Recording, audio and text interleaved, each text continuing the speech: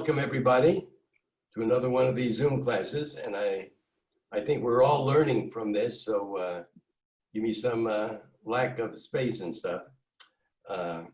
The topic is big data and its impact on you or all of us. And we'll spend a little time about just going back and looking at what data is. I gave some courses on data. It's probably been 2 years ago. So everything that we talked about at that time as being in the future is really now here with us today. So, you know, is tomorrow the future of today, because today was the future of back then. So it's interesting. So we're in the first minute of the first day of the internet revolution. And, you know, when you go through something minute by minute or day by day, we don't even see it. And it's I don't know what that was. When you look at stuff and you see how far we've come in the last couple of years or the decade or whatever, and then you see how far we've come just in the last 6 months, you get an idea of how fast everything is really moving forward. I don't think we want to go back to the olden days. The olden days would be the Stone Age or the Bronze Age or the Machine Age or the Agriculture Age. Pretty soon we won't even want to go back to the digital age because we're in the internet age. It means that all of that data is connected now. And as we all get connected, each and every one of us all over the world, we're going to see more and more. And how does big data affect you as an individual? We'll get talking about that and even spend some time on it and time on what we're doing now that we didn't do 6 months ago, and what we can even perceive that we might be doing in the very near future. And pretty soon we'll ask the question is, what part of you or society does big data not affect? And I think that part will be very small. How do we get data? And how big is it? It's too big really now to even put our minds around. You know, the smallest piece of data is a bit, and you collect, I think, 8 of them, and that goes to a byte, and the 100 go to a kilobyte, and then a megabyte, and then it goes on up. And my first computer really had just 2 floppy disks in it, which was maybe 2 or 3 megabytes, and I was so into it that I took out one of them and put in a hard disk, and that hard disk was 10 megabytes. And that was good, and it served me for a long time. And now that would barely get your name and address and phone number and stuff in there. We're now dealing in gigabytes, which is a common term. And pretty soon, and in fact, even now, I have an external hard drive that's a terabyte. So how every day we're collecting this data, and how much is it? There's 400 billion, with a B, emails every day. And this data is, when I collected it, was a couple of years old probably at that time. And I've tried to update it, but there really is no good mark on these numbers. So taken with a grain of salt, but the size of them is just humongous. 5 billion Google searches every day, 1 billion tweets, most of it from one person. 500 million apps are loaded every day. If you wanted to see every video that was uploaded yesterday, it would take 50 years. And as you said before, it's that the connectivity is that really is going to have the biggest impact. The fact that I had a computer years ago was very nice and I could get stuff, but it really didn't mean anything because I couldn't connect with you or several of you or anything else. Now, if our computers go down, if our phones go down, we're at a loss. If you've ever seen a young person or a teenager who lost their phone and the panic they have, you don't forget it.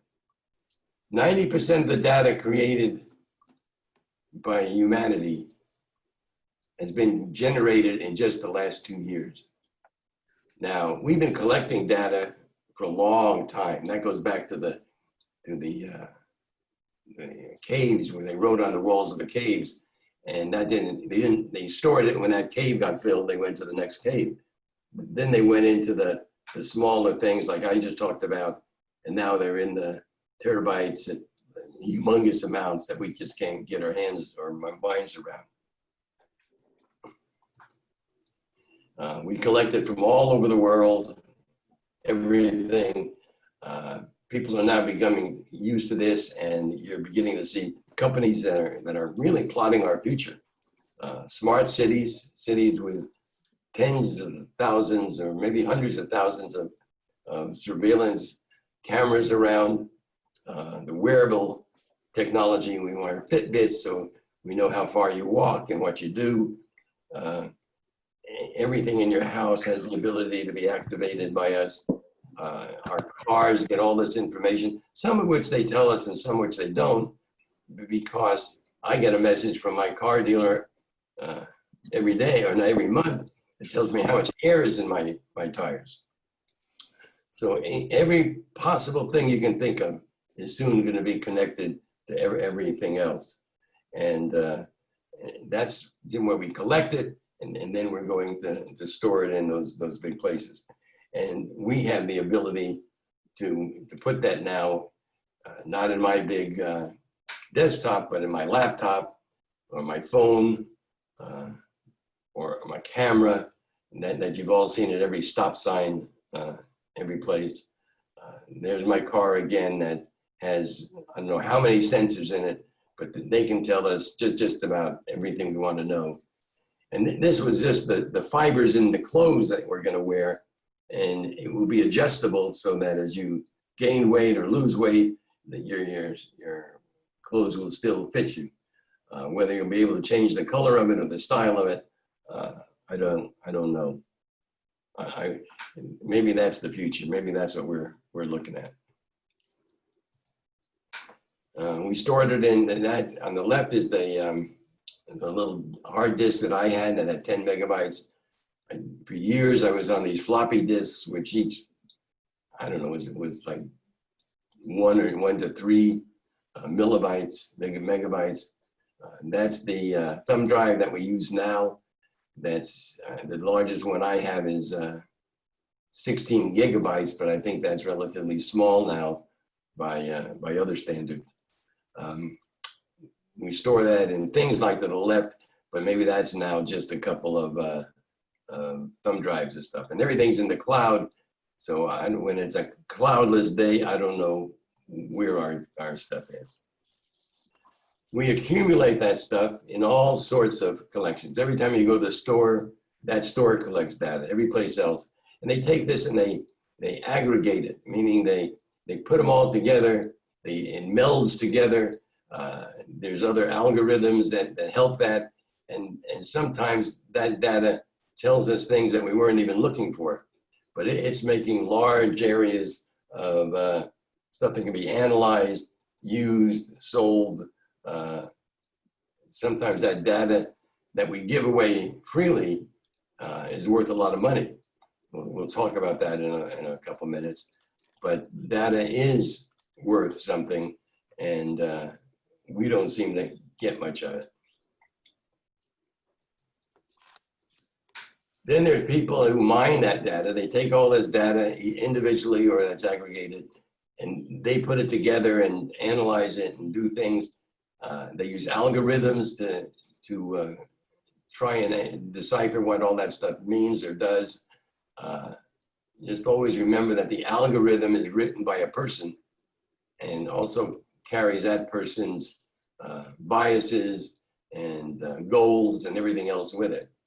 Because we use that same data to try and predict things, and whether it be the weather they're trying to predict, or where there's going to be crime, or anything else. They use artificial intelligence, and they can tell you what's in certain X-rays that they can't even get from physicians. And soon, it used to be sooner or later, but I think it's going to be sooner now, we're going to reach that point of singularity, which means the software intelligence is equal to the biological intelligence. That's going to merge technology and biology. And that's the old thing, can the robot make another robot? So we come to the question with all of this of who owns all this data that you have, this big data, this personal data. Pretty soon it's going to be biometrics. In other words, they can take pictures and they will know from your facial features, from your gait, from your eyes, from everything you can think of. They can take that data and make it personal. They can identify you as a person. And you see that now in certain ways, because you search for an item on Google, and the next almost minute, you're getting emails and ads to you personally. And it's always been very interesting, and we didn't realize it till later, that my wife has her own computer, and she was looking for something for somebody, and she's just searching, and all of a sudden she said, come here, and she's getting all these ads for that item.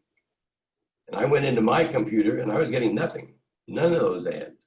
So everything was coming to her very quickly, and we'll get into that maybe much later, but into marketing and how that's affecting all of us. The privacy that we have, I don't know if it's still there. This was one database that, and it was just one. I'm not sure whether it was an accumulation of a couple, but this is a very basic one that they could just pull up, and I'll read them because some of you are on smaller devices. But you can get the birth date, which is probably just as important today as your social security number. They can tell your occupation, your education level, your gender, your marital state, your race, height, weight, your health status, whether you're right or left-handed, so they can market that, your phone number. They can find out the house you're living in and the square footage, certainly your car, make, model, year, and how much you drove last year, the number of children and ages. If somebody comes to your door and wants a donation for Little League, they know that you've got either children in there or you have grandchildren or whatever. They'll know the number of adults and ages, the number of pets and the breed of that pet, and what political party you're in, and the years you have voted. Did you vote in the last election? Maybe, maybe not. So anybody, especially political, that would come to your door, they already know everything about you, more than you may know about yourself. And then they can tell whether we're a member of OLLI or not. Because if you're not a member, you don't get in to see these classes and things like that. So all of this is available very easy, free, or in some minor things. There are whole companies that will charge you some money if you were trying to find out something about somebody, their criminal record, or where they've lived for the last 10 years, or a multiple of other things about it. Now, a lot of data that we collect is anonymous, and then the value of that becomes even more when they can personalize it, and whether that becomes identifiable. And very often we give them a lot of this data, and they can use that and again meld and aggregate them to be pretty close to telling you who they are. And years ago, we used to have books. If you were gonna market something before the age of computers, they had books to make mailing lists, and they had everybody down from a demographic standpoint of where you lived, what your income was, and other things like that. I don't know if those books still exist today, but they would be much bigger because they can tell you much more about just sending something just to somebody who might like it. Now, when we talk about some of these things about what they can do with it, we come up with that service agreement that we all sign. Maybe here's a good place to see what we do. How many of you have ever read one of those service agreements? Use your participants list and raise your hand. Well, a few of you have. Now, if you read it, do you know what was in it? You know, sometimes it isn't what you read in there, but you also, it's what they leave out of those things. And I forget which one, but one of them that I looked at was page after page of tiny little printing that you needed a magnifying glass to read, and then you couldn't understand it or decipher it anyway. Okay, and as you look at that and you say, yeah, I know that, and I see the cameras and I do everything else, but then there's something that I was unaware of until a year or so ago, that they know every place I've gone. Well, they know where my car has gone. This is just the maps thing, the Google Maps thing, which on this particular trip, or trips like this, which was me going to Ollie, even if it's not on, they collect this. And I can look back, and this was September 25th of last year at 9 o'clock in the morning, 8:55. I left my house, which was down here, and went straight to Ollie. And it was 8 miles, and it took me 17 minutes. And I was there from, I guess it took me a while to get a parking space. I was there from 9:12 to over to about 12 o'clock. And whatever class I was taking, I left and came home, but I stopped at a shopping center first, and then came on home. Now, the key was, what did I buy? I don't know, but if you knew I stopped and you got the data from you knew I stopped at a Smart and Final, and if you looked at their data, you could probably tell what I actually bought. So it isn't just the camera that you can see, but it's the things that are in your car, the Fitbits that you wear all the time.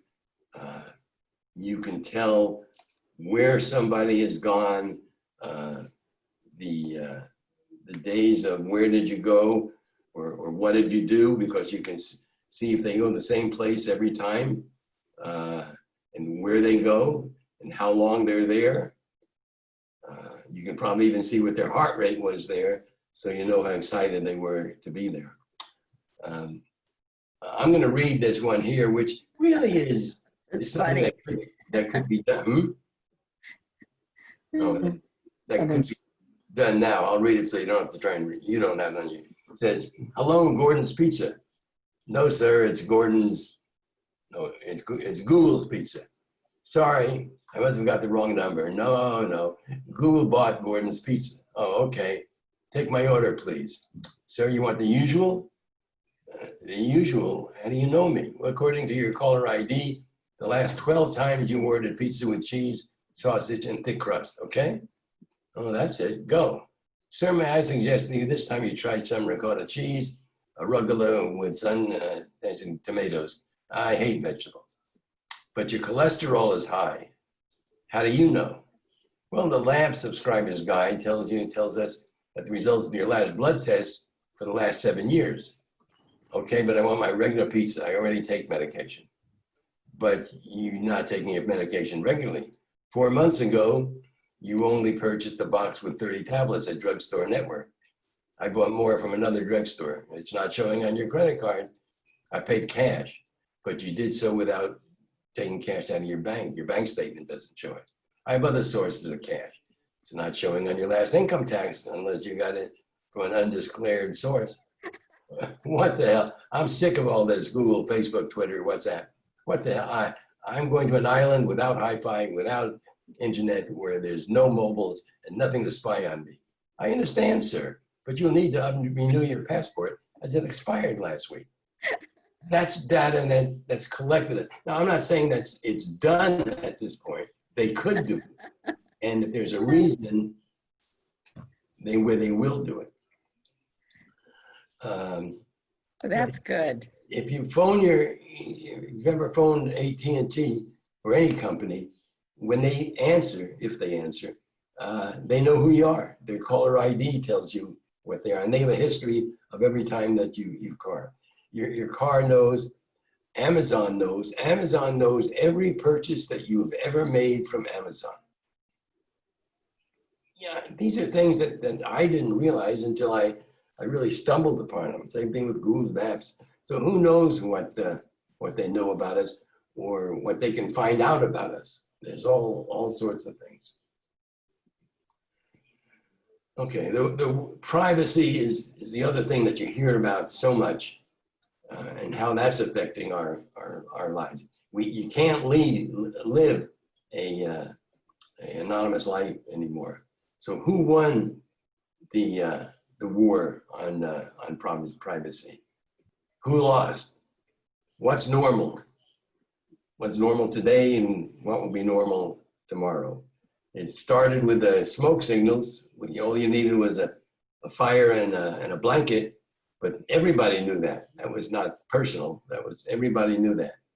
Then we really got personal, and we believed some of these and lived by them, that if you hung a little sticker on the outside of your room, that gave you privacy. Then locks. Everything today is locked. Well, look up. I mean, there's all sorts of things in the sky, and some of them are probably drones and things. The privacy policy that everything we do, the banks, everybody else sells to us all the time, or sends the messages to us all the time, and that even though I know all this stuff, I won't even say I don't normally read it. I don't ever read it. It's really too bad. So there's nothing that regulates anything of this data, or collection of data, or use of data. And so California, in the lead, passed a Consumer Privacy Act in 2018, which took effect this year, January of this year. And what it says is you have a right to know. You have a right to know what data is being collected on us. All you have to do is ask them. Now, nobody's asked me yet about, giving me an address to send to or anything, but the law says they have to do this. They have to when they sell it, they don't have to tell you who they sold it to, but the categories of who they sold it to. And they're supposed to notify us of what they have collected and what they're selling. None of that. Now, it's only 6 months in. We'll see what happens. Once you know some of this, then you have the right to delete it. You have the right to write to that company or call them or email them or what, and have them delete some of that or all of that. And they must delete all the information they have on you if you ask. And they must tell you who they shared it with, if it was another company. And they must tell that company also to delete it. Great, if they do it. The biggest one, or one of the biggest, you have the right to opt out. Really meaning that you may opt out of having your data sold to third parties, but this does not stop the entity that collected the data from using it. So if some company collected that data from you, they can still use it to market to you, but they're not supposed to sell it to somebody else. But there's ways of getting around, there's one book out of who owns everything, and with all of these different conglomerates, who knows what company is owned. So, the idea is to have data that doesn't follow you every place around the internet, telling people what to sell you or what to do. Now, Europe has a much more stringent rule, which really is of course much better and much shorter. You must opt in to have your data collected, and this will let you cut off the data stream, but you'll still get targeted ads and stuff like that. But if you have to opt in, the same problems of why we don't opt out, we don't take the time, is really much better. But the feds, of course, are trying to get even California's law to be restricted. Okay, this got into, we talked a little bit about what's here now, and this was just some fun I had in trying to predict a little bit of what the future may hold. And this is when you finally want to raise a family, and you have your choice of how you want to raise this family, and who you want to do it the old-fashioned way, get what you get, happenstance, go from there. Or you might be able to go on Amazon and you have to file something, and you may need a permit. You may have to trade in grandpa or one of your other kids, but you'll be able to order online, and there's many options, and who knows what else they'll do. And it starts with incubation. You'll get an embryo and put it in an incubator, and if you need help, you'll call an India call center, a call center in India, and they can help you a little bit. Once inserted, though, you just follow the instructions on screen and download the options. Now, it has an automatic shutoff, so you can schedule the delivery. Sorry, there's no 2-day delivery, although they will leave it on your doorstep when it comes. But you can schedule it after 9 months. If you don't like the terrible 2s, you can get it after 2 years. If you want it after puberty, 12 years, or when they've gone all through those teenage years. So get it at whenever you want. The incubation device will be a robot nanny after the baby's born, and the original chip will include potty training and basic speech and walking. No schools, just upgrade the original chip. You may need to add memory, which would be great for us seniors, but you'll be able to download information, download social skills, or anything additional. Probably be some added costs in there. Now they have upgrades all along. They'll stay on your insurance, so all upgrades are covered except that memory. You can buy or lease, or maybe trade in on a newer, more advanced model. There'll be special algorithms and artificial intelligence that'll help us decide what that child is going to do, how they're going to support themselves. But that will all be done by special upgrades, and only a certain amount of those upgrades will be available at certain times. You will be able to start with 3D printing to either print a house or just print a new room to add onto your house. And then when the child leaves, you just delete the room. So is that fun? Is it scary? Is it possible? Well, all three of those things. So now we're going to try and look a little bit into the now and the future. And many of these things, it's too early to predict, so we're just trying to see how things will progress. So tomorrow belongs to those who hear it today. If you're looking to do things most easier and better, or does the old traditional things, the way we've done it for our entire lives, really dictate what we want to do. What is normal? What was normal yesterday? What was normal or will be normal tomorrow or in the future? How much of this has changed in 6 months? Pardon me.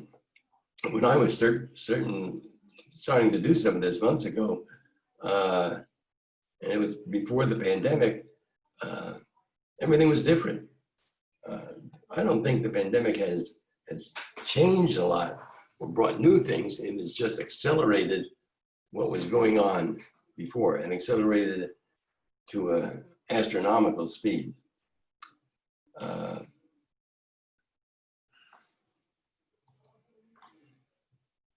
There are people amongst us who are visionaries, who try and hear what's going on, try and vision. Sometimes something's out of our vision that we don't even think about. How many things that we never thought would happen all of a sudden appear, and we're faced with it now.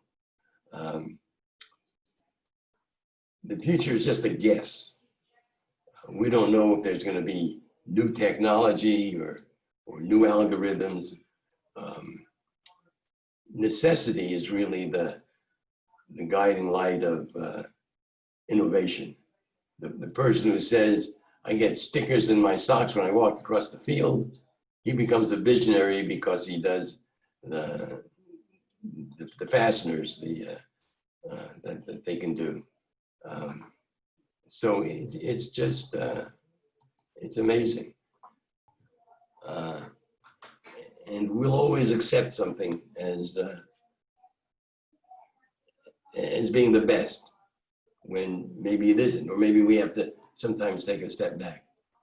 Okay, now here's where I would like everybody to put on their participation thing, because I'm going to ask you to raise hands. And this hand will, Don, this will just be for numbers and things, and we'll let them talk a little bit later on when they do it. Okay, do you buy online? How many of you buy online? Well, we'll get into some of the specifics later, later on a little bit as to what you buy online. But today you can easily be clothes or items, search for items, or tickets, or food, and how much of this has really changed since the pandemic. We've always bought some stuff from catalogs. My wife was in the catalog business a long time ago, so we buy from catalogs, even clothes, and we watch them as they matured, which makes it very easy to return things, because I think clothes were one of the last things that people would buy because it was hard to change it or return it or whatever else. Online now makes it very easy. You know, I ordered something from Amazon, had to return it. I took it down to a UPS store, and they packaged it for me and mailed it. So I had nothing to do, and I think some stores do that also. We never, although we had bought some stuff from a restaurant once, food, now we get stuff from Instacart and do all of our shopping. But maybe not all of it, because we have some kids who live close by who get some stuff. But you don't like them to bother anybody, or in today's age put them at risk. So we use Instacart, and they've come a long way. I don't think it's new, but it makes it very easy, and so we do it quite often. Okay. How many of you bank online? You pay your bills online, keep records, investments. Yeah. Do you anymore? Do you have checkbooks or cash, or is everything with credit or credit cards? You know, how many? Let's just go to one. How many of you do something with banking online? Yes or no? I've got 13 yeses. The others don't bank. Okay. They've used up all their money. I don't see any Okay. no's there. It's all yeses, 13 yeses. Okay, how many of you communicate? How many of you text or email or read, FaceTime, Skype, and now Zoom? I guess you all have to raise your hands on this one because you're all on a Zoom class. But you know, the way we communicate, if I had the ability to text as fast as a teenager with just my thumbs, man, I would save a lot of time. Okay, texting, I imagine everybody does to an extent. Sometimes I talk to people and they say, well, text me that or email me that. And I say, why don't we just phone? You know, the actual, you know, that little thing we have in our hand that we text with, that's really a phone attached to it. And you can call up and speak to me or speak to anyone you want. And their comment is, well, I don't have to worry about if you're home or if I'm annoying you or ask you if you're at dinner or anything else. I just text you. Well, for me, texting doesn't do that. The words are there, but the tone is not there. The body language isn't there. All these other things that we take into consideration when we're talking or communicating with somebody aren't there. And I can't get enough of that. And so I email and I text and I do all these things, but only if I'm sort of forced into it.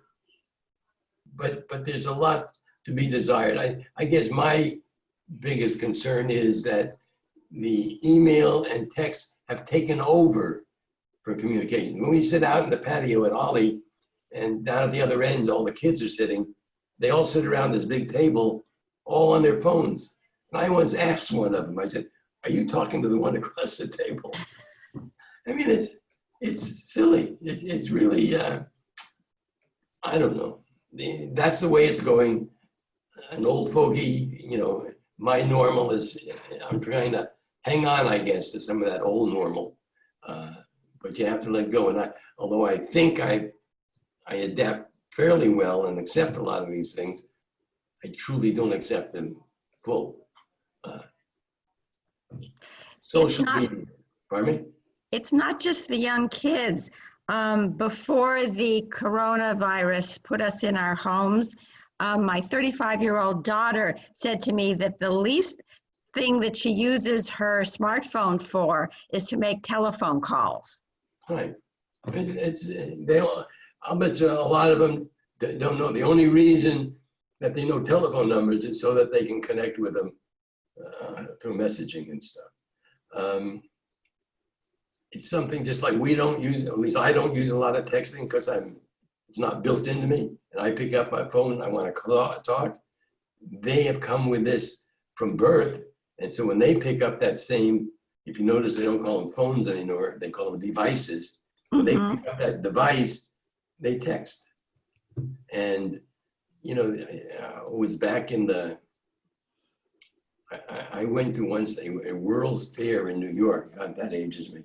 And AT&T at that World's Fair was showing their video phone, or I don't even know what's called video at that time, but where they could talk to somebody else and have your picture shown.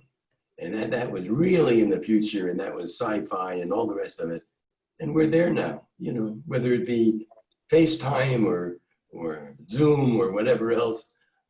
Not only could you guys be here in the area, but I could just as soon be talking to somebody in Hong Kong or in any place else. There's a lot of advantages, and probably a lot more advantages to the increase in technology and everything else. But I think we have to realize that there are some disadvantages, and we lose some. You know, we learned in this pandemic, will we all just live in a house and communicate with other people and never have to cross them again? I don't know. And their ability to put things on social media. I really don't care, even what my kids are doing every minute of the day. When they put stuff on social media, we know of one instance where this was a young woman, was applying for a job and didn't get it, primarily because in her, I don't know, it was Facebook or whatever, it showed her with a bong. It was when she was younger, but it was the idea, and I guess they had a lot of applicants, that they just ruled her out right away. So I'm not sure we all realize that everything we do, not only is it collected, but it's saved. And just the fact that you delete it doesn't mean that it's all gone. You know, I don't know how to do it. I don't know how long. I don't know what happens to the things I delete.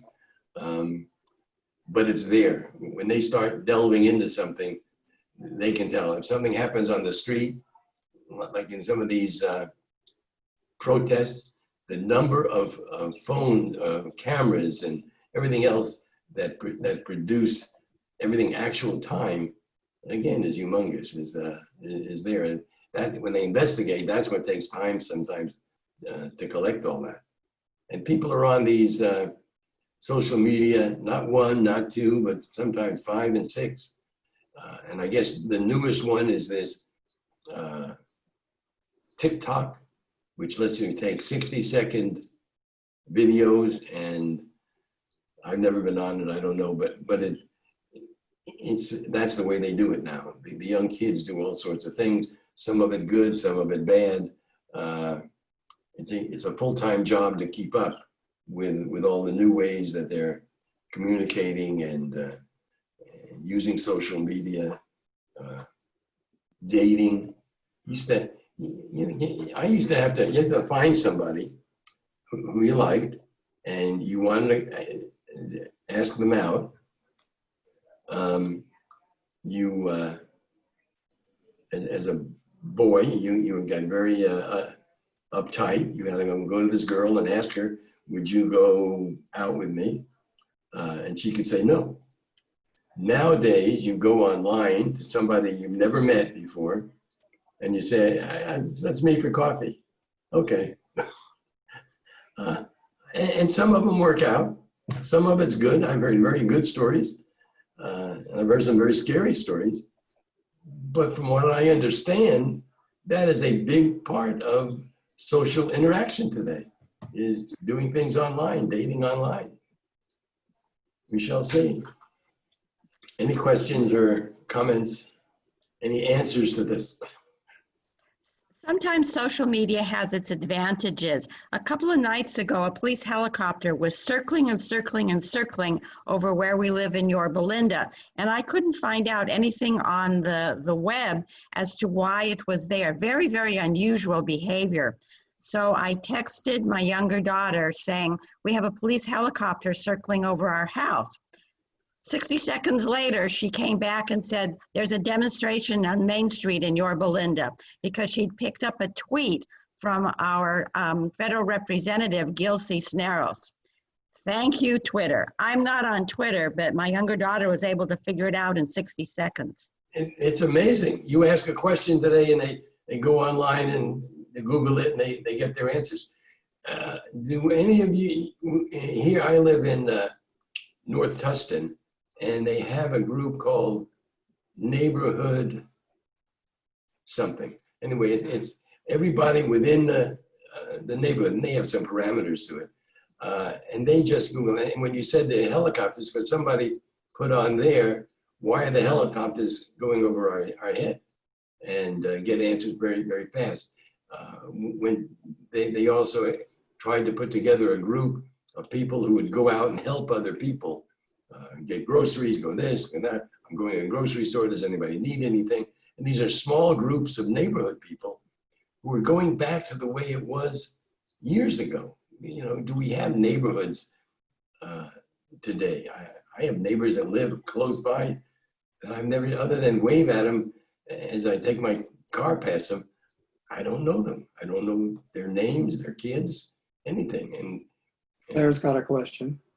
go ahead, Claire. I've been sitting outside in my driveway, and my neighbors have been coming over, and we've been having cocktails at 4 and 5 o'clock in the afternoon. All the time we've been isolated. So, Do you filter that through your mask? yeah, right. Yeah, so that's the way to, you keep, you keep up with what's going on. It's just, it's a little bit much. As much as this pandemic and stuff has been bad, there's good things. There's people helping people. We get a paper delivered, and it's delivered like 6 o'clock in the morning when we're not up. And there's 2 girls that walk their dogs past our house all the time. And they get they pick up our paper and put it on the porch. Now, the first time they did that, I almost called the newspaper and said we didn't get a delivery, because the last place I looked for the papers on my porch. But they did that, and we realized what it is. And now my wife puts out cookies for them. And it's communication, and it's the good parts of people. And so all of these things, the ability to find out information quickly, and hopefully find out true information, is very good. The neighbors have left their beach chairs in my garage. There you go. But don't go to the beach. All right, anything there? And we all search for things. Every time you push a button, push a key on your computer, you're going to do like we said before. You're going to get somebody to call you about something. Be very careful. Don't ever search or click on anything that you don't want everybody to know about, because we're really not sure where that goes. When you search for things, realize that it isn't always true, and it goes through can go through different algorithms. If you put in a search for something to Google, the top 5 or 10 things to search on for you may come up different than the same 5 or 10 that come up for me. They're filtering what they send each one of us. There's no one master algorithm that if we put in OLLI, we'll all get the same thing. They know who you donated through, who you've done this, who you've done that, and it will all come up different. And my wife and I have noticed this in many places, that our 2 computers, that if we search for the same thing or we do something the same, we get entirely different answers. And you just have to be aware of all of these things, because they're all there, and no matter how good it is, somebody's going to take advantage of it. Gene, this is Don. So clearly Big Brother is here. Your Orwellian theories have come to roost. 1984. Is there any going back? I don't think there's any going back. Once it's out of the bag, it would take massive stuff. And I think maybe it's subconsciously, but we consciously realize this, and we accept the trade-off. We accept getting stuff free for giving up data. We accept, maybe passively, all those cameras all over the place, where at one time you'd go down the street and say, oh, look, there's a camera up on that thing. Now we don't even look at it. I went in a bank the other day. Those are buildings that you go to. And standing in line for a teller, I counted 16 cameras pointing at that, towards, on that side of the bank, towards the tellers. And there's probably 16 more on the other side. And I said, oh, look at the cameras. And maybe even smile. But we accept these things. And we accept that as just another piece of the data.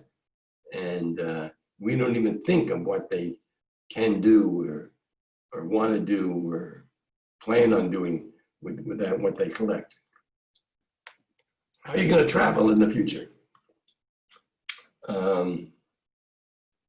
Airbnbs?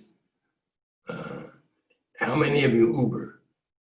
Let's try with that one more time on the thing. Raise your hand, either yes or no. If you Uber or Lyft or Airbnb, any of these sharing economies, did you count them? You have 7 yeses at the bottom. You have 2 blue hands. So I would say that's 9 yeses. Okay, it was the same thing. My son signed me up for Uber years ago, never used it. and then something came up and I had to or wanted to. Once I started using that, I use it over and over again. Getting to the airport was easy. Didn't have to park. Didn't have to do this. I've taken.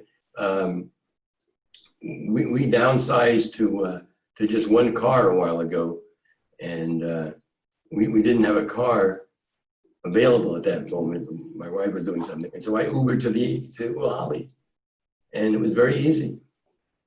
You know, a side story on the car was when we downsized,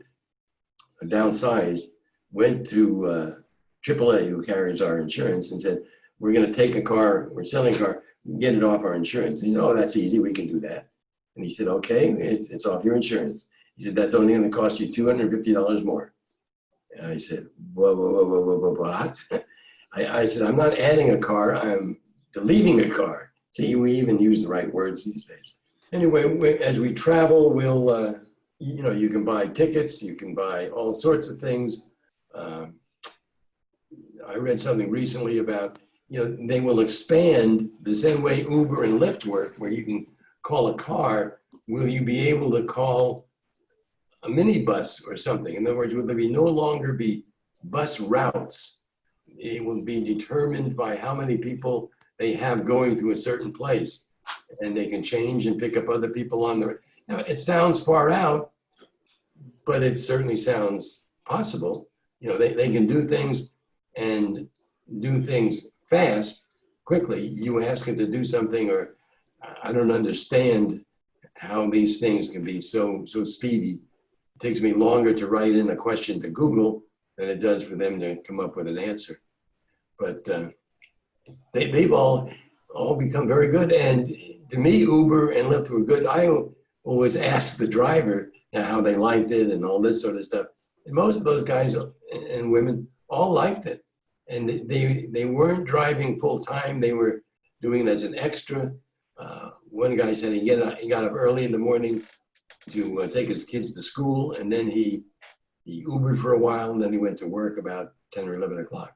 So it fits in very easily. You know, I think we're dealing with a whole shared economy where, you know, maybe I won't have my first car. It'll be so easy. And, you know, if you sit down, and we don't do a lot of driving anymore, but if you sit down and looked at it, and I didn't have to pay for gas and upkeep and buy the car and insurance and all that, maybe it was cheaper just to use Uber if there were more good parts than bad parts to it. Okay, the home, that's a whole different thing. The Internet of Things tying everything together, the assistant, Siri, Alexia, all of those things that can be supplying data when they're not on and they're not supposedly not listening. But your refrigerator will tell your market when it's out of milk. Your toaster will tell you something when it needs to buy bread. Everything is connected and connected to other things. You realize your water and your electric and your gas is now hooked up with meters that nobody has to come to your door anymore. And from data like that, you know, years ago, we had trouble with a TV set. And so, of course, they said it wasn't their fault, it was the electricity. So we had Southern Cal Electric come out. They climbed up on the pole, never telling us anything. And then they finished up and they came in the house and said, "No, your power's good." And then he proceeded to tell me, "I got up at such and such a time. I ate breakfast at such and such a time. I showered at such and such a time." From the use of electricity, he didn't know for sure 100%, but he told my whole day. And they can do that now without ever climbing up the pole, but just doing it without our knowledge or anything else. And we don't know how much, if, when, or anything else that they're collecting on us. But our homes, you can go and you know who's coming to your door when they ring it. You know, all these various things. And people have security cameras on the outside that they can, you know, patrol up and down their street. Things that I can't even imagine yet, but it's all there. Anything that's hooked up, your Fitbits, your watches, your earbuds, anything that's hooked up wirelessly to other things is prone to be collecting data on you or for you or whatever else.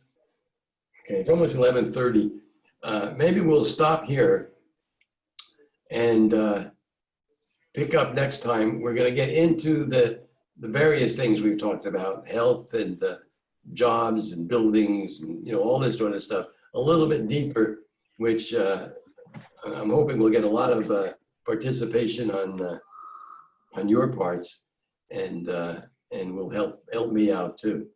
So I hope this one went well. I hope you enjoyed it, and I hope to see you in 2 weeks. I want to thank Don for really co-hosting and managing all that stuff. It's really harder than I had imagined of keeping track of everything. Thanks.